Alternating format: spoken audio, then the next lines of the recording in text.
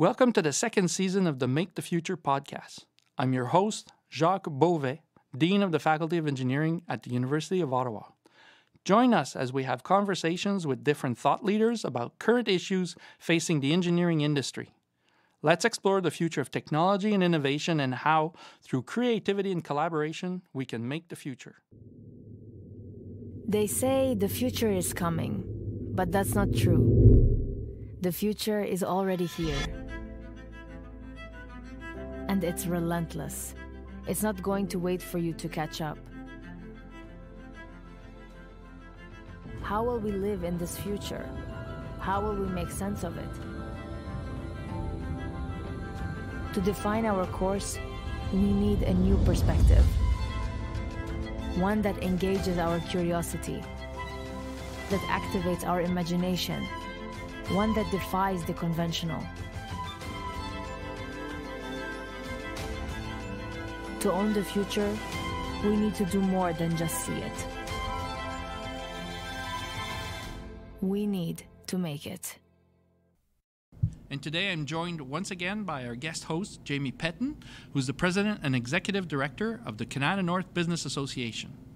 Our two guests today are Guy Lévesque, Associate Vice President, Research Support and Infrastructure at the University of Ottawa, and Heather Tyrie, Vice President, Employee Experience at UITV. We'll be talking about how cooperation between universities and the technology industry is really beneficial to both parties. My name's Heather Tyrie. I'm the VP Employee Experience at UITV. People always ask what employee experience is. So it's a combination of all the things that we think make it either a really awesome or a really terrible place to work. So it's human resources, IT. We still call ourselves a startup, but we've been at it for 11 years and we're at 250 people. So I would say we're a maturing company with a startup feel. Were you there from the beginning, or did you join them a little bit later on? No, I joined, I've been with UITV for 5 years. Okay.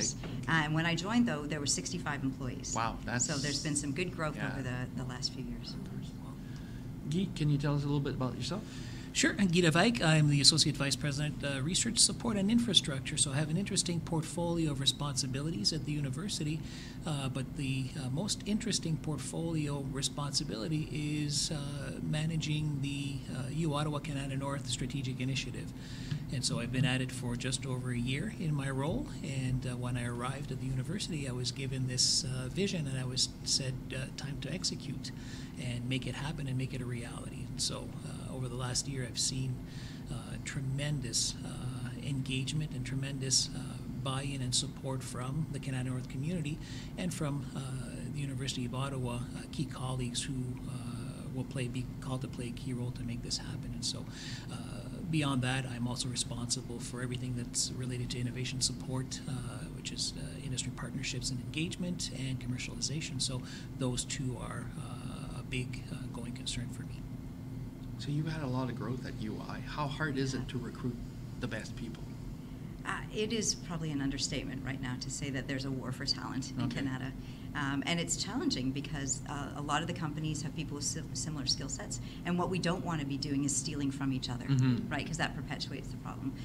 So I'm sure one of the things we're going to talk about today is generating new talent, keeping talent in Ottawa, and connecting with youth who are choosing careers in science and engineering is extremely important to us. How's your retention? Once you've got them, do we keep them in Ottawa? Do they stay in your company? We do? Absolutely. I think many years ago the term brain drain was coined, and it was a real problem for Ottawa. We actually don't see that happening as much anymore. Okay. We do see people jumping from job to job in Ottawa. That's for sure, though. But that's kind of normal, I would guess, right? It is. As people evolve and they learn new stuff, they may want to jump around. Yes. So what do you do to help her, Guy? Myself or the university? The university. Yeah. Well, the first thing is to be present and being visible and being here in Canada. And so one of the words that we've used over the last couple of years about the vision of having the university here in Canada North is, being part of the ecosystem. And I'm going to be changing that language a little bit to talk about being part of a community. And so Kanata North for us is a community. And as a community, our job is to help our neighbors and have our neighbors help us. And so how do we do that? We do that because, the university has, 43,000 students, a couple of thousand in engineering and in law and in the School of Management who are very, very apt to be future employees, leaders, and important contributors to this technology park. And so my job is to help shepherd interest and whether they're initiatives or programs to bring students here to understand the importance of being contributors to this community, both in their co-op, internships, jobs, experiential learning, but also getting engaged in research programs and research partnerships through their professors, mentors, teachers, researchers who are really part of the glue to make this a really strong community on the training and on the research side. The university has been really proactive in that community engagement, and it started even before you landed here in Kanata North. And one of the key initiators of that was in engaging with our councils, engaging with our HR leaders, our CEOs here in Kanata North in order to understand the needs of the companies that were here. And a steering committee was formed, even as the space was getting outfitted. Mm-hmm. Heather, can you speak to how important that was in having that direct engagement right from the beginning? Yeah, I think it was really critically important. One of the challenges that we have with Kanata is Kanata appeals to a certain demographic as a location, and it's generally people who have families who are looking to live out here. Mm-hmm. Companies in Kanata have a hard time connecting with co-op students and new graduates. So having the university engage with us and start to talk about how can we really reach out to students when they're in Kanata, and how can we sell Kanata as an interesting, lively place to work. This tech park is amazing, right? Yep. And with the university having a presence here, I think it makes it even more appealing to students. Yeah, and it's often easy to find reasons not to come out to Kanata. And so part of the reason we're here and part of the reason we've engaged so meaningfully with companies and having a program committee, which Heather was a founding program committee member, was to understand those needs. And once you start understanding the needs, you can actually then kind of communicate that passion and the interest in how fantastic Kanata North is as a community. And then it's much easier to get students to come here. So you give them a reason, and once they're here, they're sold, and they find a way. Last year, the interesting stat was, everybody that I talked to said, there are more Waterloo co-op students here at Kanata North than there are University of Ottawa students. And I said, prove it.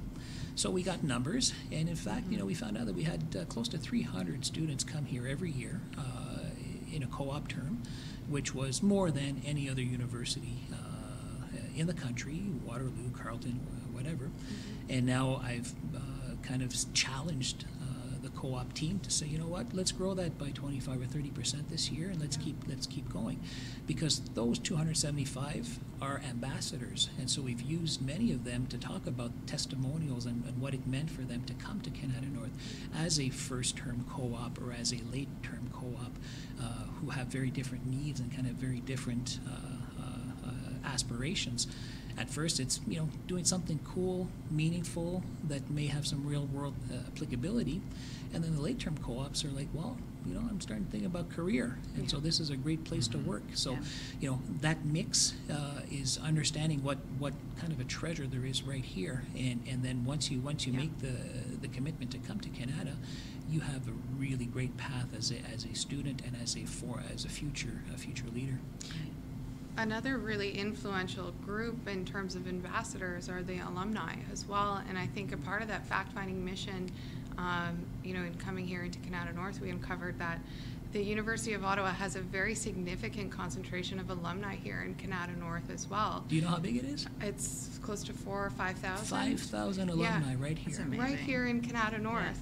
And so there's a few key components to why that's amazing, and one of them is when we bring young co-ops and interns into Kanata North. They want to understand and envision what they'll grow up to become. And so from a mentorship capacity, being able to bridge that gap and have our senior executives who are champions of the university here in the park engaging with our co-ops, that cross-functional element I think is really key. The other aspect of the co-op students, I remember reading a paper about the Waterloo region, which was very interesting because it was saying that there's cross-pollination in the sense co-op students will go to one company, come back to university, bring something back there, go to another company, and then that second company benefits from the student training at the university, but also at the previous company. Yes. So while you don't want the employees to start skipping around, when they're still undergrads and doing those internships, they're actually bringing value from the stuff they learn in other companies. Yeah. So that's an interesting aspect. But to me, actually, the students, it's kind of a little bit of a no-brainer because you want students, we're training students, Kanata wants to grow with these students, so that's an easy path. How do we build even more? It is and it's not. They don't want to come to Kanata. So a big part of the university being here, I think, is makes them feel that this is an extension of their campus. Right, Okay. the idea that this is a satellite campus Right. is really appealing, and I think part of our planning over the years is to make this a bit of a social hub Precisely. for students as well. So it lowers the barrier for them so coming out and they here. feel a connection that they wouldn't normally feel in Kanata. Yeah, there's an anchor, or the Ottawa U flag is planted here, and so it gives them a reason to say, you know what, I'm an alumni. Every event I go to where I meet an alumni, they're willing to do something to contribute back to the university. Yeah. So a number of people that I've met over the last year have said, you know what, I'll go talk to the MBA class or the Telfer management class, or I'll go back to an event and be a judge or something. So everybody's willing, now that the flag is planted here and then that there's a strong, visible, credible presence for the university, people are kind of popping up out of the woodwork and saying, you know what, I'm part of this community. Yeah. I think that's a great point, Guy, because one of the stumbling blocks for us in the past is the university is a big organization, and sometimes it's hard to navigate. So we have all sorts of people who would love to volunteer and speak at classes, but they just don't know who to speak to. Right. And being in Kanata gives them an opportunity to interact with people from the university, and suddenly it doesn't seem so big and imposing anymore. Yeah, exactly. And just building on Dean Beauvais' comment about students benefiting from moving from companies back to school to companies, and building on your concept of a social hub, having a place where current co-op students or alumni can actually hang out and talk about what they're currently doing. Whether it's here, the space here at one of the libation areas close by, because there's a few nice microbreweries in the area now settling in. 3, as Jacques is saying. Those are places where you've got collisions and people talk about and share their experiences. And so that's part of building this fabric of the community. Completely. And so it just weaves Ottawa U within Kanata North. And so at some point it will become kind of indistinguishable. I mean, that's, the long-term aspiration goal. Heather, the experience of working at UI is one that's really individual and just you exude fun in the way that you have designed your space, in the way that you work together in the space. You're right across the street from those 3 breweries. Yeah, we are conveniently located. So how important is that to you all in just the overall productivity of UI, and how is that ingrained into the DNA of the company? I think, working together, collaboration, and having fun is really an important part of our culture. And that's, when we get students to come in and see that, we find that it completely changes their impression of what Kanata is all about, right? They have this impression of Kanata as a stodgy, boring, shuts down at 5 o'clock kind, or maybe even 3 o'clock type of environment.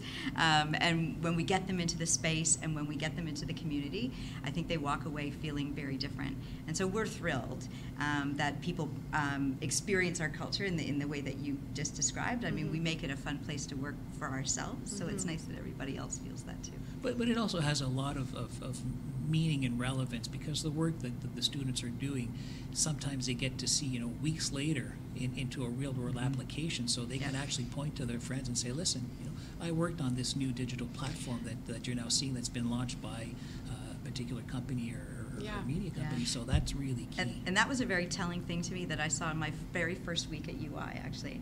There was a custom where some of the groups put together a presentation on the product that they're working on for customers, and then they do a showcase at lunchtime.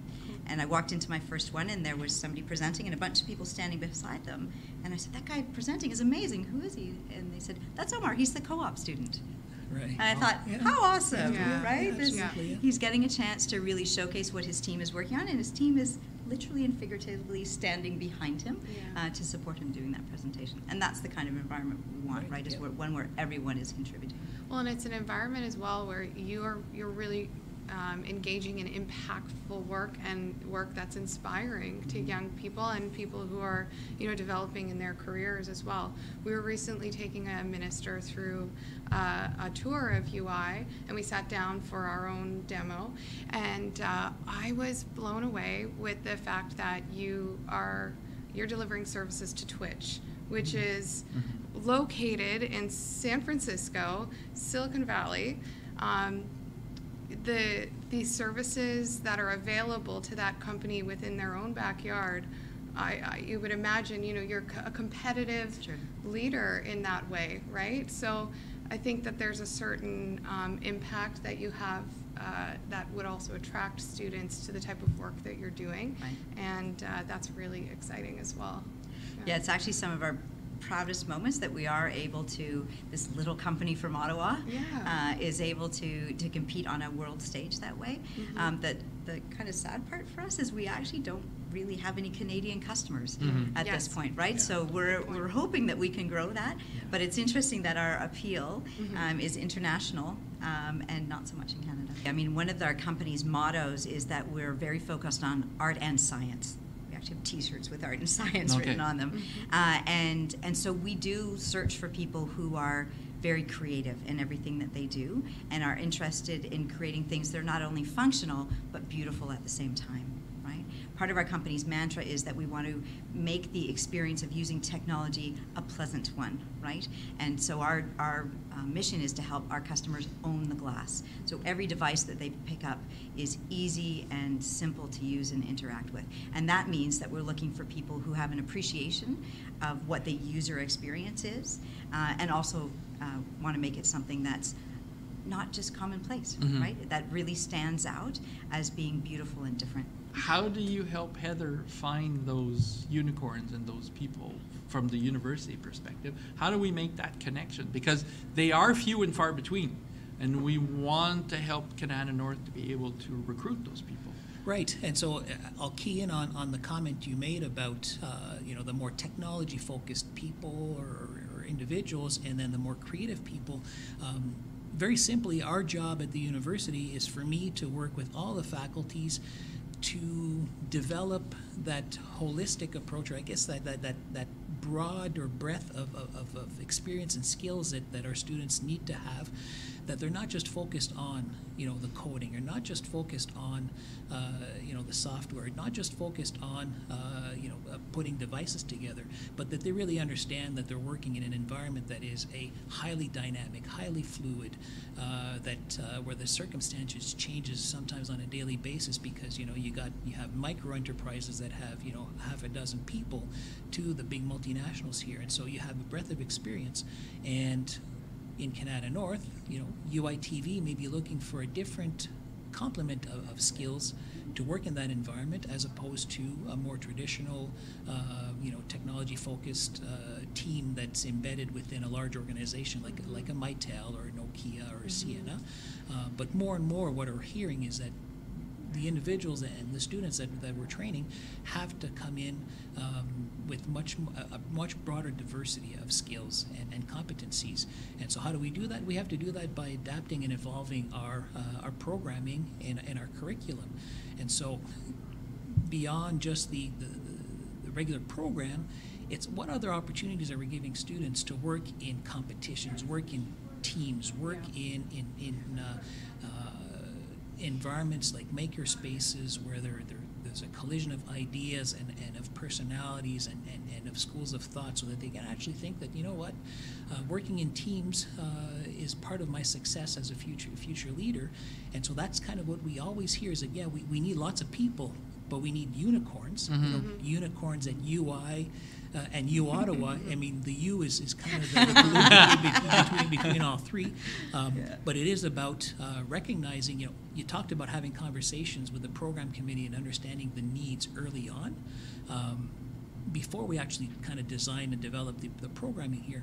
And the key is to understand what those needs are, because if it's I want something from UI, which is, you know, I want you to take on a bunch of co-op students or a bunch of interns, or you want a bunch of our students, it's not so co-created in terms of a vision. So understanding needs on both sides and the limitations gives us an opportunity to say, you know what, let's develop a Made in Canada North solution that we can then apply to, you know, at the Faculty of Engineering, Faculty of School of Management, Faculty of Science, wherever, to form and shape those minds so that they come in wherever they end up. You know, they'll spend some time here, they'll go abroad, they'll go to the States, they'll come back, they'll be productive students and productive members of society.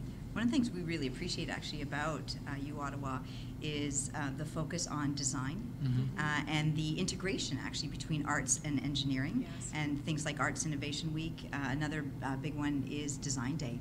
Every year we have folks from our team volunteer and to participate as judges in Ottawa use Design Day, and there's some fabulous things that come out of that the work that those teams do. It's just incredibly creative. Yeah, it was cool. My son, who's in first year mechanical engineering, did his first Design Day just last week, and he was involved on a project for the agricultural museum and designing. Oh, so he was on the simulator for the tractor there? That's right. Oh, so cool. The accessible tractor. Yeah. So, you know, we spent a couple of hours one night just jamming on ideas and what does accessibility mean. So it wasn't so much about the technology, but it was about the user. So, you know, is accessibility about you know, physically accessing, or so we had a really good discussion which had nothing to do with engineering and all about the user experience. Yeah, Yeah, exactly. which is good. Yeah. But I want to challenge you a little bit more too. I mean, we've talked about training the students and all that, but for Ottawa, we're in here for university. We're here for 3 reasons, right? Yep. Talent, Training and solutions. That's right. Yeah. So what about solutions? How do we help companies like UI advance product development, bring in solutions? So innovation, I think, is the classic place for universities and companies to create a partnership. So companies don't always have the funds that they need to do the research that they want to do, right? So something tangible that a university and company can do is partner on a research project, right? And it works in reverse as well. I'm sure that there are times where the university is doing research in a particular area and they want to know if that has applicability to industry. Those types of partnerships, I think, produce things like AI. They have produced self-driving cars, right? There's tons of examples out there that where I think academia couldn't have done it on its own and industry couldn't have done it on its own either. Yeah, you use the word tangible, and it can mean a couple of things. One is something that you can touch and feel, which is kind of, you know, the traditional approach to a product or something that somebody works on. But tangible is also about impact and relevance and meaning. And so, you know, for me, the challenge around the call to action from the Chancellor's debate about giving us things that are tangible is, you know, are we bringing and sharing good people who have good ideas, who can work on good projects. Traditionally, the approach has been, and I've used this over the last year as I've been meeting with you know, countless companies and people in Canada North, you know, the traditional transaction of, I have an idea, give me money, and we'll develop a partnership, and I'll help you try and solve your challenge, is a way that's been done for the last 20, 30 years. Not always successfully. In fact, many times not successfully because needs are not well understood, and limitations are not well understood, and then the partnerships are not nurtured. And so for me, tangible is about that connection. So it starts with a connection with good people, good ideas, and good projects that are developed together. So going back to Jamie's comment about the program committee, understanding the needs is critical. And so if you come here with a view that this is a source of, money or a source of interesting projects, that's one thing. If you come here because you have a fundamental need or interest or desire to help solve some challenges, then your approach is a little different. And part of my role in shaping what's happening in Kanata North is making sure that we have an interface and somebody who's kind of the grease to make things happen between parties who have interests, and the glue, bring them together.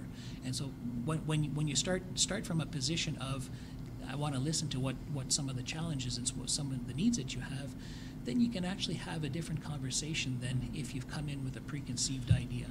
Where do you fit trust into that? Because the way I was describing it in years past was that if I go to a big multinational technology company and I go to their homepage, it doesn't say, here are the list of 10 showstoppers that are going to kill us and we need some help from university researchers. The only way we're going to find out what those real challenges are, those real issues, I think, is if we're here and present enough to develop that a relationship of trust and build on that. Because otherwise, why would you tell us what your most pressing issues are? Does that make any sense to you? Oh, absolutely. And that, building trust and confidence, planting the flag in Kanata North is the first step. 2020 is going to be a tremendous year because we now have hired a few really key people to help be the grease and the glue for uOttawa and for Kanata North. But we're also going to get to the next stage. So, the spaces we've had have been about building engagement. So getting people together in the same room who have not necessarily traditionally worked together or rubbed shoulders. So events, uOttawa Innovates, alumni events, entrepreneurship events, some professional development events. But we're going to take that to the next stage, and we're actually going to show Kanata North that we're here to mean business, and we're going to have a research lab here at some point in 2020 because we're here to stay. So, you're not going to get rid of us. We're going to be around. And when we meet you once, twice, 3 times, not just in this space, but going to UI. You go to UI and you understand the DNA of the company and what makes them tick and how they approach challenges and solutions. But if you do that with 20, 30, 40, 50 companies over the course of a year, all of a sudden you're starting to get your DNA starts to change and evolve, and that's part of what we want to do here. So we're not going to take the traditional university model and just implant it here. It's going to be a different way of doing things, and that's how you build trust and confidence. It's by opening up who we are, and in return, companies will do the same. I couldn't agree more. I think that trust is built out of a sense of community, right? And with uOttawa as part of the community, that makes a huge difference. I have the sense that you've just given us something super important, because we're trying to figure out what makes Kanata North different, what makes it tick, what makes it work, and talking about collaboration and exchange built on trust and comes out of the sense of the community. I think that's a really critical aspect. There's a really strong sense of pride in Kanata North for the work that our companies individually are doing, but also for the work that they're collaborating on together to make an impact in our community, in our world around us. And I think that what you've just spoken to in terms of identifying yourself as a student or a researcher or an individual who's leading one of these companies as a leader within the Kanata North community, and having that pride of being a part of something that's really moving the needle, that's a really key piece to this. But I want to also circle back on the connection between our researchers and our leaders, or our R&D leaders in our companies. I think similar to the process that we've gone through in engaging with our HR leaders, we plan as well to embark on that same type of council-like activity to really directly communicate and understand what those needs are from our R&D leaders, I think it's a process that was started long before I started with KNBA and the HR Leaders Council. But these councils, these groups of leaders within our communities are so engaged and thoughtful in supporting, how we grow. And so it's about working within each of those groups to really support their needs. How do we, for those that don't have a history in tech and don't have a background here in Kanata North, how do we get that word out there, right? So that we can attract those who have had a variety of different life and career experiences beyond just tech into our community. I think that's a really key factor as well. Yeah, I think, we approach it, I guess, on two levels. The first one is with new co-ops and new graduates, right? People who are just learning and thinking about where they want to have a career, and obviously our hope is to influence them positively about Kanata North. But I think there's a tremendous opportunity with the alumni as well. Yeah. Right? There are a lot of Ottawa U alum who stay in Ottawa, and I'm quite sure many of them work downtown, and I'm sure they're unhappy working downtown. And they would be thrilled to know what opportunities exist for them in Kanata North, and not just in technology. Yeah. Technology companies need lawyers. They need people in marketing. They need people in human resources. They need people in sales. finance. We heard, right? In sales, yes. Yeah. We have become a very significant attraction point for international students right now. We are bringing in huge numbers of international students, and because the growing companies are always looking for new people, new personnel, I think that's something that we need to establish those passages from the university into Kanata North, so that we can retain the top among them, so that they can help the companies.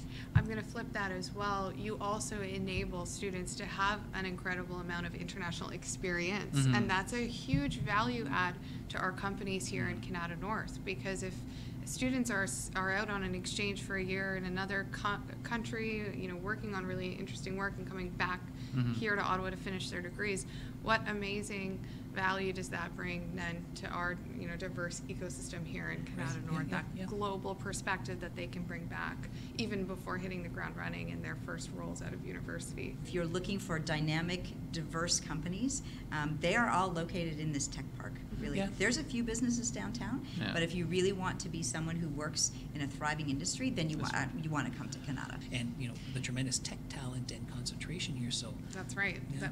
We are second to the preeminent, tech hub in the world, Silicon Valley, in our tech talent concentration. That was just recently released in CBRE's most recent talent report. So there's a lot to brag about, for sure. So it's a great place to be, and the more we can preach and preach the gospel about that, the more people understand that, and once they come, they kind of stay.